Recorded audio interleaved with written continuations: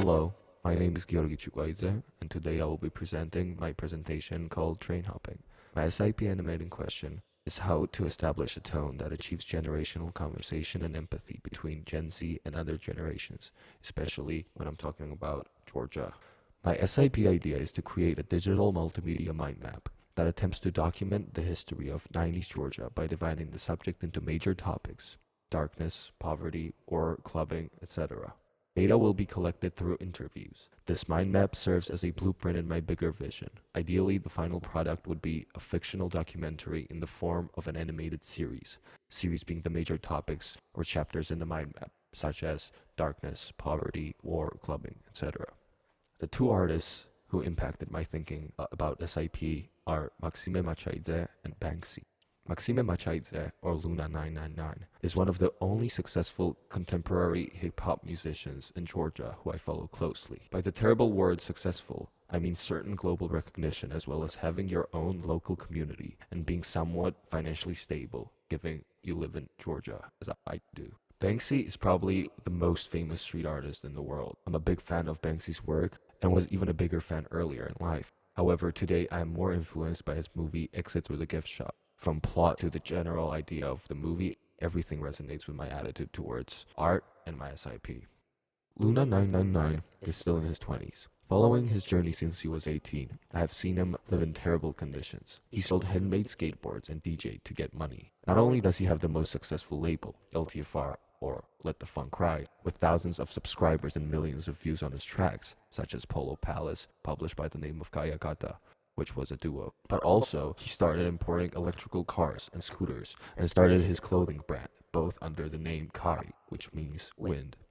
To me, the most fascinating thing about him is his ability to link all his inspirations and interests. He's capable of creating networks that somehow represent the same thing but are translated and spread across different mediums.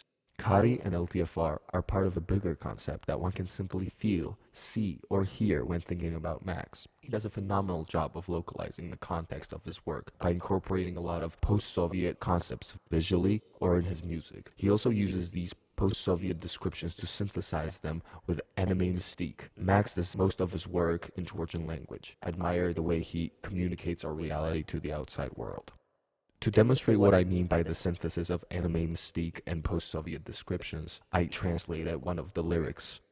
I'm a silver thunder that depends on a construction worker, and I squish your tails on my phone mushy mushy. All the tracks and even some of the visuals on LTFR are tightly connected with the concept and aesthetic of Kari. Banksy is an England-based street artist, political activist, and film director.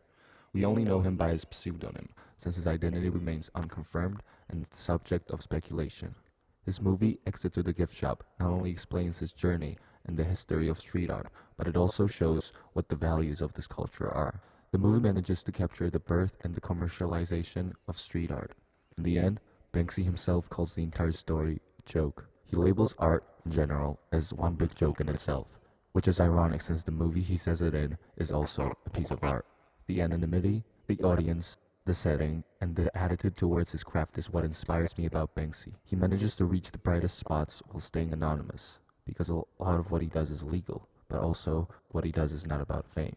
I don't know what Terry's huge success in the art world means. Maybe he was a genius all along.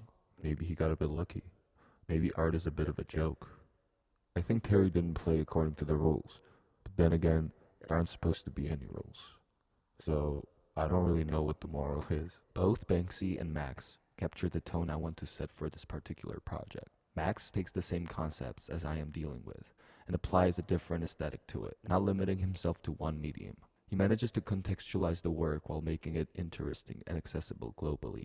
I have the same intentions, and I'm inspired by his way of defying barriers by using different mediums. Banksy uses more symbolism when it comes to packaging his work. Anonymity puts forth different artistic values, which I translate as the creation over the creator. My fellow citizens and I don't understand our parents because we physically can't. We are verbally told to imagine what it was like. We are shown emotional movies which in a way make it more surreal. I believe documentation and portrayal of 90s Georgia should be reimagined. What if art is a bit of a joke? What if the darkest times of the 90s Georgia needs to be turned into a fictional documentary cartoon?